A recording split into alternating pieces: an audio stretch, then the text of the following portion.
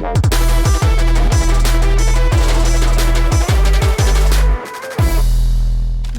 I want to do now is talk about the radical sense of self that we live in. So every single one of us, whether we're 50, whether we're 5, we are in this kind of melting pot which says to us that our personal fulfillment is the ultimate goal in life. If it feels good, do it. Follow your truth. Do you. Nobody has the right to, okay? Let alone a book that was written 3,000 years ago by a bunch of old guys that's probably been disproved because we can't trust anything. Therefore, you make up what you believe. And so we have that reality. Then we have a lot of conservative people who will buck against that and be like, no, it's orthodoxy, it's traditionalism, we can't let go of that, you know, Neither of them is compelling. I remember Dave Kinnaman from the Barna Group saying, people don't need to just know that the gospel is right, they need to know that it is good. Amen. And that it works. And that it works, man. Yeah, it's that's just right. like, you know, That's you can be as right as you want, but if you're being a D about it, no one's going to engage with you. You can be as progressive as you want, but if there is no fruit, no authenticity, then what are you worshipping other than a set of your own ideas? It has no power. So really important that we understand that. So how does woke theology kind of infect, or how is it impacting discipleship today? So I'm wanting you to put your senior pastor hats on here and say, okay, if you could write a love letter to your parishioners around this area, what are you going to say? This is what you got to watch out for. This is what it's going to do, man. And you're going to think, oh, but we don't want to upset anyone. And oh my gosh, you know, it's really important that nobody feels this and and you get it, right? Yeah. I was doing some study and reflecting on some of Reverend Tim Keller, pastor in New York, Manhattan, particularly of New York. 30 years ago, probably one of the most unchurched parts of a city. Now, largely through Tim Keller's leadership, is very churched. Tim Keller is fascinating, and he says that he reckons even over the last 5 to 10 years there's been a shift. So he said 5 to 10 years ago in Manhattan, which is a really good litmus section of 56,000 people or whatever. No, sorry, it's more than that. It's 56,000. Anyway, he said 5 to 10 years ago, he was preaching the gospel into a general culture that was saying, if I can just basically psychologically work so I can strip off the things that aren't working in my life, I will find fulfillment. And he said he reckons that has shifted a bit to essentially, I now am creating my own identity. So it's not stripping off things, it's actually either manufacturing or naming or claiming my own identity. And what's driving that? He said there's a lot of drivers, and I think one of them is that what we thought was going to be unsettled in 9/11, you know, the world has changed in 9/11, boy, we're at war. Well, we thought, we'll just settle that matter with the Islamic world or the Middle East and that sort of thing, but it hasn't stopped. So now we've had Brexit, we've had all these other people who have felt their backs to the wall and they're wanting to bring a voice. So a lot of those things have shifted. I think it's a range of things. There's scientific development. There's things that Andrew Dutney wrote a book called Playing God, ? And in that he said the problem, and I'm paraphrasing and maybe over-paraphrasing, but essentially he's saying there's traditional things that only God could do that now we can do. And that's been happening relentlessly for the last 50 years. So, and that has accelerated, just as the technological age has accelerated, the capacity for that, biological engineering, all that sort of stuff, or the thought of it, we're on the cusp of it. So that's what's driving it. So he's saying the identity thing is massive. And that's why we're screaming at each other on social media, because my identity is this. So I'm going to defend this, speak this out. But it only works if everyone else's identity is the same. But someone else's identity is different, and we are incredibly, inherently insecure about that because we have to defend our identity.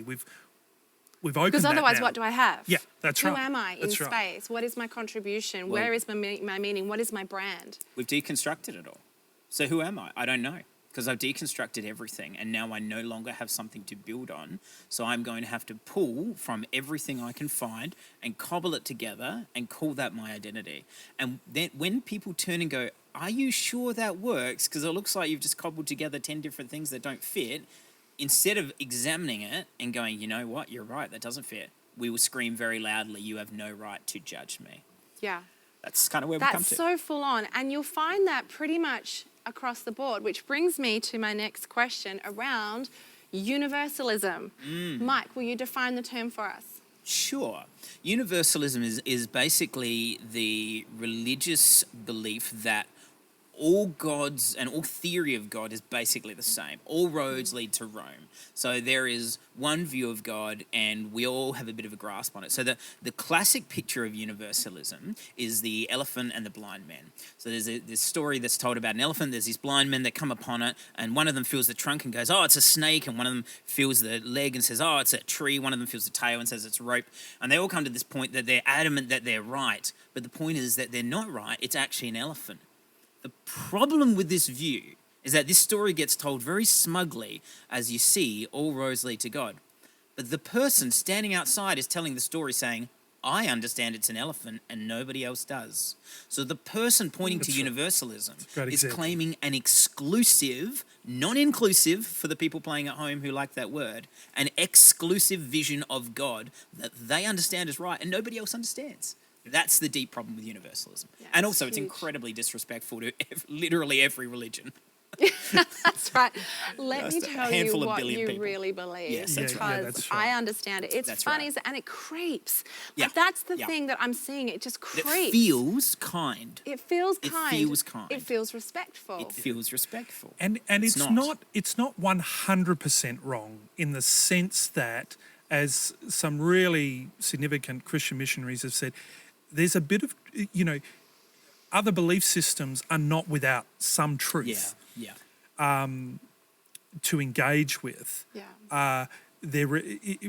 Paul says it in Acts chapter 17, God has revealed himself in all, so it's not without some truth, but it's caught up, and this is particularly in the progressives trip over it because they're desperately trying to be respectful and inclusive of everyone, but it's almost imploding to the sense that the only place they can meet is with other liberals of other or progressives of other belief systems to try and find a common belief system like, the Unitarian Church or something like that. Yeah. And you go there and there's as many conflicts, it's the brave new world. Well, it's not that brave and it's not that new, Yeah, amazing. What do you see as the major impacts of the creeping wokeness in terms of discipleship?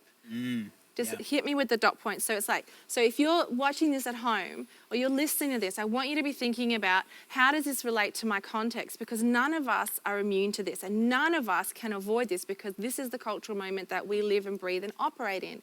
So it is our responsibility as followers of Jesus Christ to have a job to do in the Great Command, the Great Commission, to understand what this is and how it can impact us, because it's going to be that creeping little thing, and the best lies are always have a sprinkling of the truth in them. So Mike, senior pastor hat on, how are you seeing wokeness affect discipleship in your church context? Yeah, I think we've touched on this a little already, but I just want to stress, this isn't new, right? It's just a new brand. We've updated the label. We call it wokeness now. And we have social media to amplify. That's right.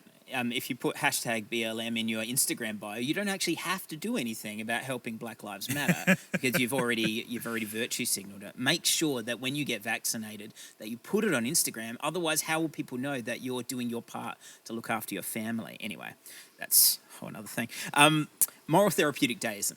Moral therapeutic deism is a picture of God that has crept into the church. And I've got to say, this is because I tend to rail a bit more against the progressive view of Christianity because I think that is the predominant push of the world's culture right now. Yeah. But moral therapeutic deism is at least as much in evangelicalism. 100%. As it is in Do you want to just church. break that down? Yes, I for do. Jim Bobs at home. Yeah. So it's moral. It's moral. Do good things. So it's like the Rotary Define Club good things. of No. Jesus. I won't, but it feels good to me. Yeah. Things that I view are good, which then make me feel good, Therapeutic. means that God is real. God. Hello. Moral, therapeutic deism. So I will do things that I identify as good. Now, that might change over time. That's okay. I'm the one being the arbiter of what is moral. Then they have to make me feel good, because if I don't feel good, how can it be from God? If you and I aren't My happy, God Michael, would never want me to suffer, So Andy. you're saying there's no moral absolute Yeah. outside of my own. Well, I get to choose. You get to choose. If there is or there isn't, that's really up to me. Okay. Yeah. Amazing. that's moral. There's no Because my there's no self-fulfillment- external arbiter or imposer of Yeah. what is moral truth. Yeah. Because that's offensive. Yes. And this is not a safe place for me Yes. if you challenge my truth. And if I feel that way, I'll come up with language like safe or unsafe Yeah. to weaponize language so that you can't possibly challenge That's my right. thinking. Now, what we do quite often with that, just to bring it back to the evangelicals, of which I am part of that tribe, is to say we will read the Bible and go, I'm a person of the Bible. I value the Bible. I'm in it. Love the Gospels. We're a word-based church. Word-based. Love the, just like that. I love the Gospels in particular. Really love Paul's tricky, but I love the Gospels. Until we get to a part we disagree with. So I was having a conversation with a minister once who was of a slightly different leaning to me, and we were talking about Jesus speaking to the woman, the Syrophoenician woman. Okay. Andy loves this. The Syrophoenician woman. Jesus says the phrase, I'm not here to give my food to the dogs, but to the children of Israel. And So does, if you don't know... hang on. Let's Okay, go. let Let's it do sit, because I kind of want this to offend people, Great. because this is the problem. Yes. And the Syrophoenician woman responds, yes, but even the dogs under the table get to eat the crumbs that fall off the table. Now, the point is, people, anyway, so my friend, I asked him how he was going to unpack the verse, and he said, I think Jesus made a mistake. That was his, as an ordained minister, his reading of this gospel. It was Andy, by the way. And he didn't get his Christmas bonus that year. For our viewers at home, it was not Jesus me. made a mistake. That was his reading of it. Now, what is Whoa. actually, because the reading that we come to through our woke lens, which is called a hermeneutic, the lens through which we read the Bible and through view the world, is we look at that and go, that's offensive to women. And the thing is, it's actually not about women. It's not about gender at all. Jesus is talking about his overarching mission. He is the person that is sent to redeem Israel and open Israel, so that we, all of us here who are Gentiles, we are the Syrophoenician women. That's the irony. We are here because of Jesus' mission. And the Syrophoenician woman very cleverly picked up this mission and said, basically, but isn't that going to spill out into the whole world? And Jesus is like, very clever. Bingo, you can have what you need. And by the way, he did that all the time. Yeah. But because the language says dog, we automatically pick that up from a 21st century wokeness lens and get offended on behalf of a woman who lived 2,000 years ago, who came and met the Saviour face to face and got what she needed. So interesting.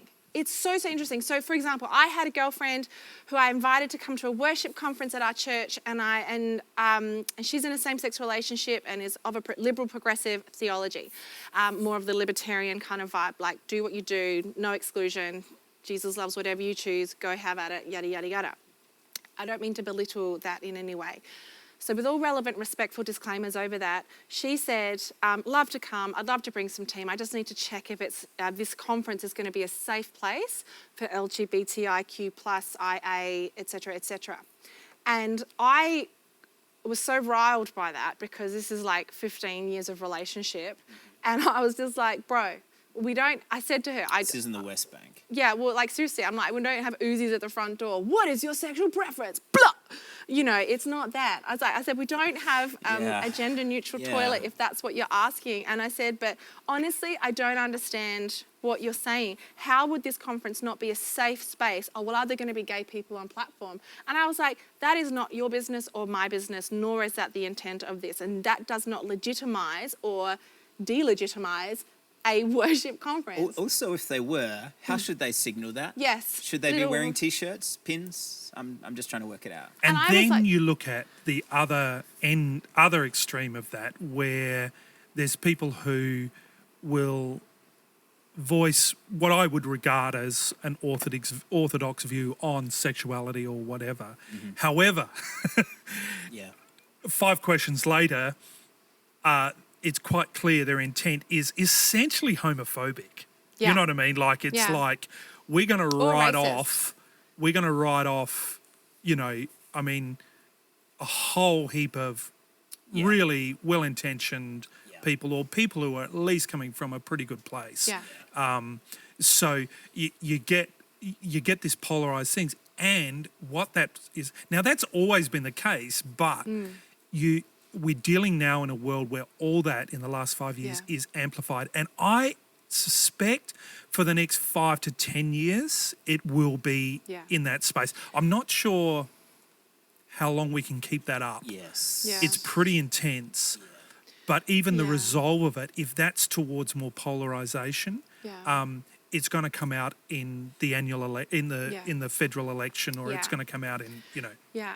So I think it's really important to realise that as it pertains to discipleship and as it pertains to leadership as a Christian, you can't confuse creating a safe, accepting, loving place, which all churches should be, which all Christians should be, with us capitulating to, agreeing with, signing off on perhaps a theology or a hermeneutic that doesn't hold to biblical orthodoxy in the way that we have defined it today. And so it's almost like it has to be one or the other. And it's just like, well, hang on a minute. If all of us have sinned and fallen short of the glory of God, Romans 3:23, and we are all on a journey of becoming more and more like Christ. The job that Jesus gave us is to love God and to love people and to present Jesus, to go into all the world and to make disciples. He didn't say it was a chance for us to litigate every social issue. However, we have to be clear on what matters to God and what orthodoxy means, because God has a plan for human flourishing. And it's when we don't trust that God is who he says he is. It's when we don't trust that God's plan is good. It's when we don't trust that Jesus is good when he's talking to the Syrophoenician woman, that we don't trust that Jesus is good and he is worthy of our fealty, our obedience, our worship, and our submission, that we start to walk into murky territory. That's right. Yes. So I feel like that. So Andy, if you were going to talk about how you've seen it creep into the church and what that means for discipleship, senior pastor hat on, what are you seeing? Yeah, I think it's, I think what Mike's described as moral therapeutic deism, I think that's essentially it. It's you do you, man, I'll do me. You know, we as long as we're nice to people, sort of thing, which makes me feel good. It's got to make me feel good, and it's the first and good half. is God. You know, Oh, good is God. good is God. So all that combined, and the thing is, with all those three things, moral, therapeutic, deism, or godness, they're not in themselves wrong. Like, there is a part of the whole, You fill me with joy in your presence. the Bible, Pleasures forevermore. you know, Yeah. from Yeah. beginning to end, read in the light of the New Testament and of Jesus Christ, applied by the Holy Spirit, that brings an essential moral, ethical power and a weight that also feels good.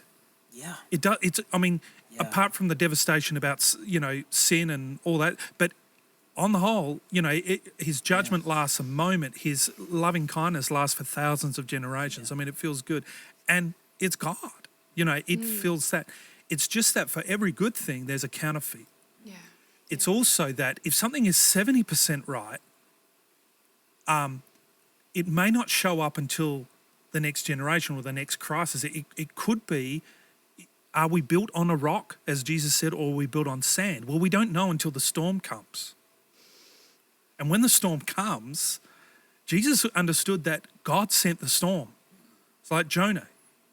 God sent the storm. We don't like to think about that, but the storms come, and they will come. And then you know whether actually you've got moral therapeutic deism, or whether you've got an ethically Christ-centered, life-giving relationship with God and with God's people. I imagine there's some people watching who kind of want to climb under the table or hide because this is awkward and we don't like to upset people and all that sort of thing. or you'll kind of go, oh, well, that doesn't apply to me. That's not my context. If it doesn't apply to you, you're probably exclusively hanging out with Christians who agree with you. That would be my read on that.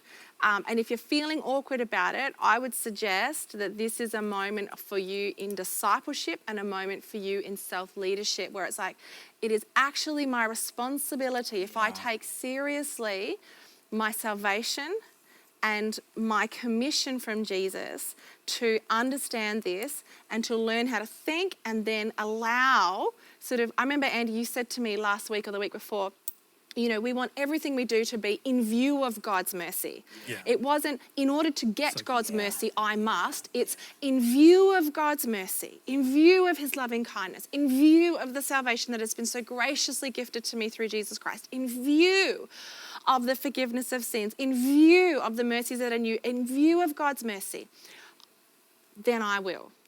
So to understand that all of this is beholden upon us. This is not the job of senior pastors. This is the job of every single person who confesses the name Jesus. So if you're feeling awkward or you're feeling like you just don't want to get into it because it's tiresome having those arguments with people who are just angry or bullshit or whatever. But I would suggest it's almost worse to hide from that conversation. Not because I don't appreciate why you would want to, but because we need to be better than that. We need to allow people the grace to meet them with informed conversation that is completely in view of God's mercy, in view of the grace of God. Maybe every conversation could start with, who said this? The chick from Bill Hybels' church, Nancy Beach, she said, God bless Nancy. God bless Nancy, trailblazer, but she said, when we were learning about women in ministry and contentious social issues, we made a decision as a leadership team that we were going to begin every conversation and every public statement we made about this stuff with this sentence: we could be wrong, but to the best of our scholarship and to the best of our understanding, this is what we currently believe. But to start that question, to hold that point, that position lightly and in view of God's mercy, we could be wrong. However, scholarship, biblical interpretation, prayer, fasting, prophetic insight has led us and our collective wisdom and discernment as a leadership team to this point currently. And that's not a signing off, we can never change. It's this is where we've landed for these reasons. It's great. Very hard to be angry about that. Very easy to be put off by someone who's saying, unless you believe this, you're an idiot. Like if you voted this way, you're cancelled. Yeah. If you don't accept X, Y, or Z worldview, belief system, sexual preference, whatever, wholeheartedly with full-throated support, putting the badge on, whatever, then you're cancelled. We have to be able to navigate this reality. It's really, really important, and it's a skill because it's going to come for you when you just don't think it. And the point that Andy made about the God that we really believe in is going to be revealed in crisis. He will be revealed under pressure. Yes. Do you worship a God who has promised to be a cosmic vending machine in which accommodates your personal preference and gives you what you want and is all about you being happy? My father-in-law famously used to say over and over that God is far less interested in your happiness than he is in your growth. God bless him. God bless him. God bless Robert Iles. May he rest. Bless. So, we have some questions that some of our beautiful interns have written. So we're going to start with some of the ones that have come through to you, Wardrop. So why don't you read it out and we'll ask the question. Sure. I'm just going to sort of make a statement that answers a few of these questions, which has to do broadly, I've sort of touched on this already, that has to do with politics, which is, what is the church's role in politics, in essence? The church has historically worked best in the margins. So when we are on the margins, helping and strengthening and praying and trusting, basically in the storm, that's when we have been at our best. When we have been at our worst is in a Christendom mindset where we have ruled and controlled, because that becomes a spirit of religiosity, right? There's these two effective things that are trying to steal joy from the gospel. One is religion, one is licentiousness. One says, you must do this, the other says, do what you want. And the gospel holds them both in tension. So what does the church do with politics? Well, there are many more informed people. I would read Barth on this probably, but I would say you've got to personally work out through your hermeneutic of I am reading the scriptures and understanding this is who Jesus is calling me to become as a follower of Christ, and to the best of my knowledge, this is then how I will vote based on that. Now, what does the church do in that? I would say that. I would say that. Give people the wisdom of how to vote, not tell them who to vote for. And so I say that in part to say Jesus wasn't a Democrat, Jesus wasn't a Republican, right? He was a Jewish man in, Who built chairs in for a living. the ancient Middle East, who built chairs, yeah. So we've got to stop trying to hijack Jesus and make him the center of our political joys. But we also have to be active in the political process, because we can't just, step back and assume that everything will go well. So we have to be active participants without assuming that a political party will represent us completely, or that we represent Jesus completely. Oh, touche. That's what I would say about politics broadly. So I hope that That's answers great. about 9 questions I think I got there. Well, I think, and I think there's a few things. Rick Warren, who was probably one of the best read pastors on church history in the world, said every time the church marries itself to a political party Yes. or a political power, it always ends badly. Yes. Every single time. Yeah. So avoid that. Now, I'm not saying Christians shouldn't be part of a political party. Knock yourselves out, because we're salt and light. We're part of that. Come on. We should be, people, there's Christians, part of the Greens Party, part of Labor, Liberal, and that sort of thing. The second thing is that I think is helpful, and again, this is a Tim Keller thing, that he said in both streams of Western democratic parties, you've generally got a more left and a more right, okay? Republican, Democrat, Liberal, Labor, that sort of thing. The thing is, both of them hold some core values that are inherent in the gospel. And he said one of the thing about Christianity, and he talked about the current American context. He said Christianity is pro-life, that is not for abortion. It is sexually conservative. Yep. So the right wing go, yeah! But he said, we are also for the poor and the marginalised. We are also against, what was the other thing? Refugees, is it environmentalism? Yeah, that sort of line of thing. The left... One is about people, one is about creation, I think. Yeah. Pro creation, we've got to look after the planet. Healthy stewardship, yeah. The left go, yeah. He said, here's the thing. All 4 of those things are inherent in Orthodox Christian belief. And that's why Christians need to speak into the political field. But for those who are, say, dealing with the more conservative field, well, then Christians in that should be speaking for those traditionally more left sort of things. You need to be salt and light in your... If you are part of the more left, you need to be speaking for the things that are traditionally more right, because all 4 of those are inherently part of the gospel. So good. So, I found that incredibly helpful. So liberating, so important that we understand this so we can engage in these conversations without necessarily accepting the premise of the conversations.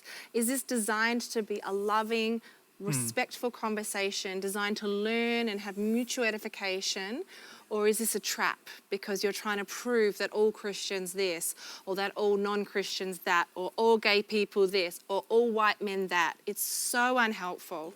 Becoming more like Christ and taking seriously the Great Command and the Great Commission is some of the best work that we can do. Not to say that, Jesus flipping ruffled feathers, man. Yeah. But he also was largely apolitical, but he talked about the values of the kingdom values. What I now want to do is talk about how can we be culturally sensitive, because we've got to be aware that we in the church, we hold to the gospel, and we hold the parts of the gospel in tension that are in tension with our culture.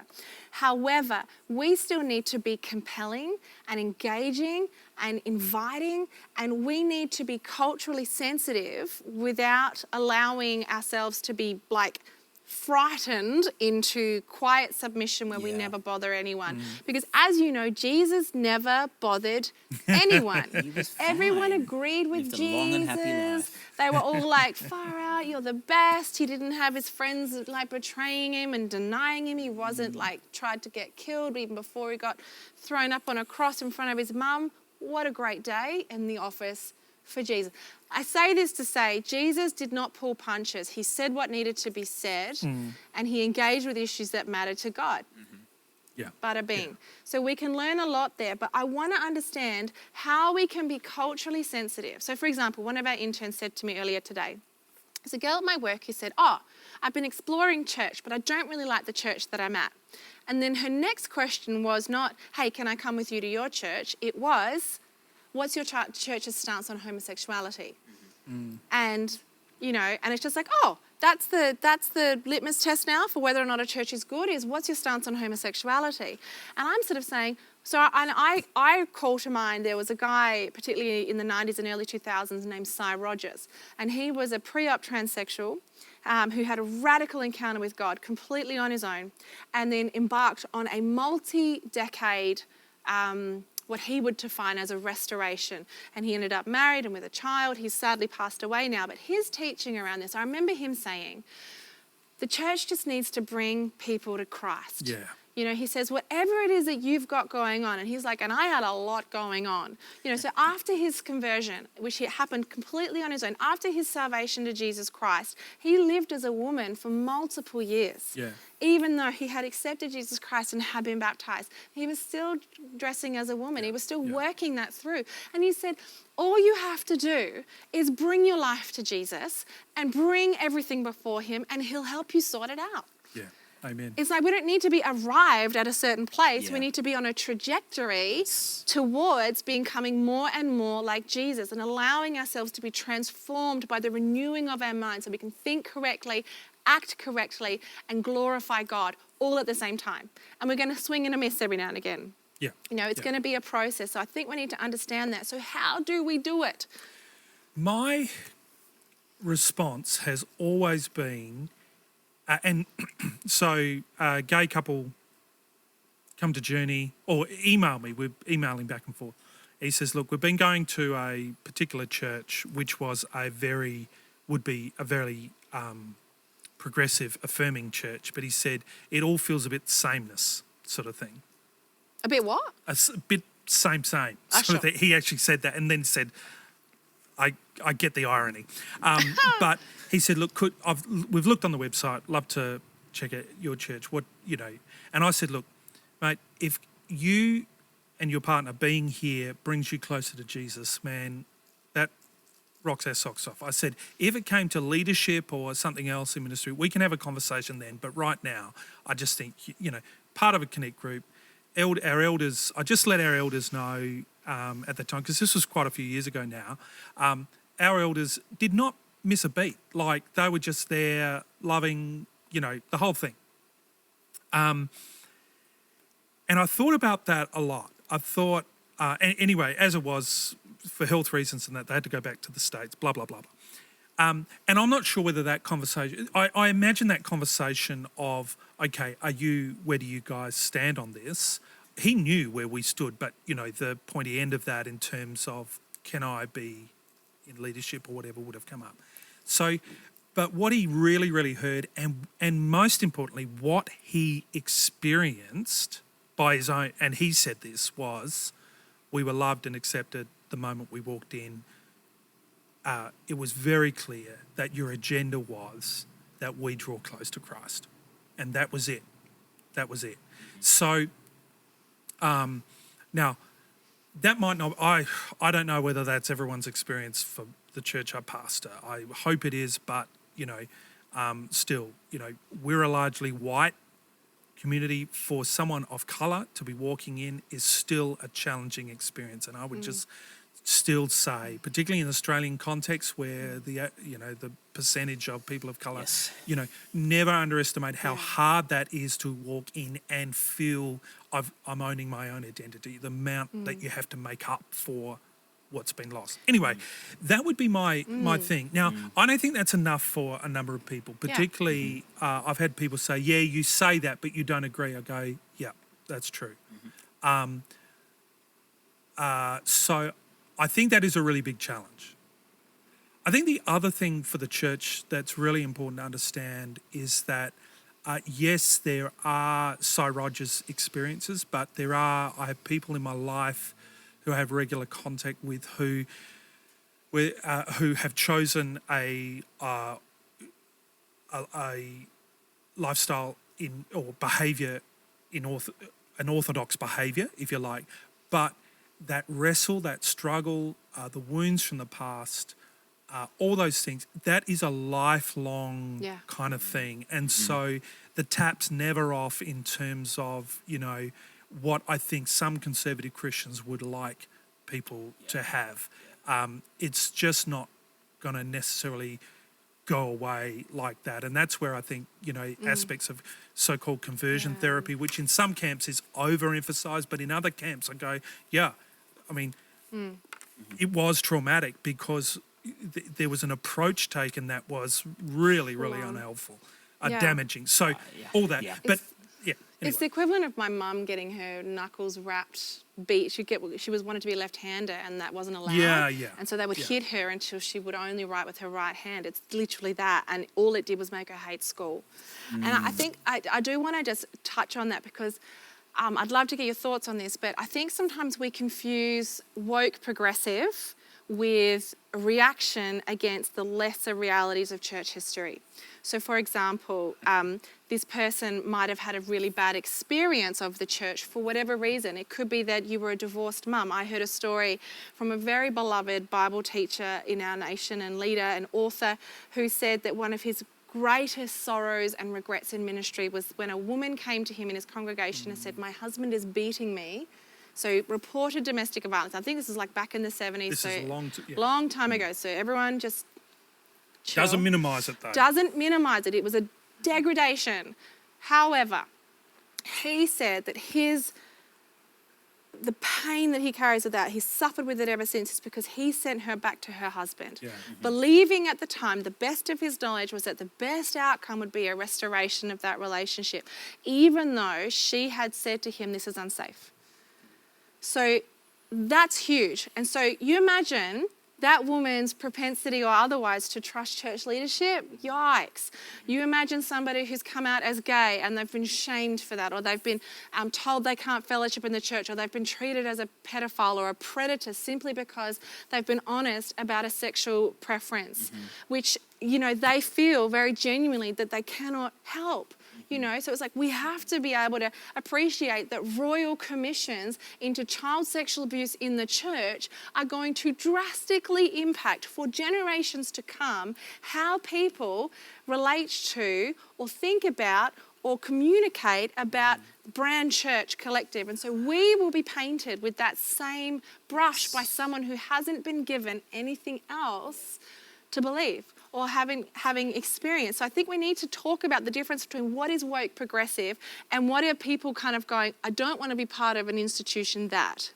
Insert. So Heck yeah. around that, if people haven't seen the movie Spotlight, go and see the movie Spotlight. Goodness so me. The good. scene where Mark Ruffalo explodes with anger about it, and he's sort of processing. He says, "I don't go to the Catholic Church, but I think I would have gone back.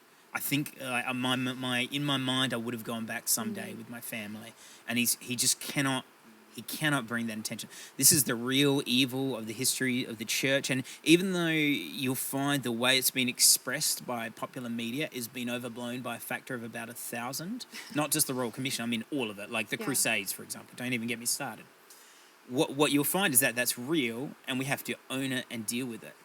Where I would push back and use the classic Katie Iles, I don't accept your premise. Please don't. Is that we are using a current straw man of the historical church of the 1950s and saying, because the church is like this, I can't.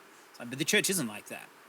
The church I lead, the greatest problem is not to do with over-conservatism. That is for sure. The greatest problem is that if I feel it's true and I don't know what to do because the Bible says it isn't. That's what where you're we're then running into saying trouble. is It's that a a different narrative- kind of formation issue. Yeah, so it's Yeah. like where we have to realize that a narrative is not data. Correct. A narrative is Yes. not data. Your experience is Yes. not necessarily data. It's certainly valid, but it's not data. Totally. But back to the main story, Katie. Your research, the research that you came across with Kinnaman, Barna, that whole thing, fascinating about people's perception of Christians, but then they asked the question of the Christians that they knew. And Actual I think experience. Yeah. that is a really amazing thing. Can you talk about that for a Yeah. minute? So I'm going to break down some stats for you real quick. 52.1% of Australians in the last census identified as Christians. They voluntarily identified as Christians. Bada bing. That's great. Only 13% of that 52.1% attend church on a Sunday. Okay, so we've got a whole bunch of people who identify at the very least with the Judeo-Christian ethic. When you say attend, what does that mean? Monthly? Attend is 1 in 6 now. Regular attendance is 1 in 6. So we'll go 1 in 4 to be charitable. It's like my gym membership, man. I wish it was like my gym membership. So really important that regular church attendance is charitably 1 in 4, but more likely 1 in 6. So we've got half of Australia saying, I believe in God. Only 13% of those who believe in God attending church on a Sunday. Okay? Then we have the question asked of 18 to 29-year-olds what they think of the church. More than 66% of them will say the church, big C church, the concept of church, is a detriment to society. So it's not bad, it's dangerous. It's a dangerous thing for society, okay? So they think that the church is fundamentally bad. God, okay. Jesus. Jesus, no problems. Oh, he was that lovely guy who was nice to people, remember? Long hair. Everyone loved him, Right. the white guy with the Yeah. dress. Love that guy. But more than 66% of young adults or young people think that the church is bad, a detriment to society. However, the question asked of that same group of people, what do you think of the Christians you know personally? You've got in excess of 88% using positive descriptors. So, I know Andy personally, and if you know Andy, it's to love Andy. If you know Mike, it is to love Mike. So if I'm not a Christian, and I think the church is bad, but then I encounter Mike and I get to know Mike and I build a relationship with Mike, I am almost 90% likely to use a positive descriptor about Christians. Yeah, wow. So that's the shift that we need to get into our head, is that the model of church, the brand of church, the perception of church isn't going to necessarily help you, but the strength of your relationships with people who are outside of the church is going to be fundamental to your ability to evangelize and share Jesus. However, those people are living in a hyper-secular society where self-fulfillment is the ultimate goal. It's essentially an idol, where you can believe your own truth, and it's really important that you are able to do whatever you want so long as you don't bother anyone or you're not mean to anyone, and it's all inclusive and beautiful. So that's the people that we're trying to reach, and we're trying to do it without getting cancelled, and we're trying to do it without coming across like an ass. We're trying to do it while struggling with our own questions of faith and identity and discipleship, yeah?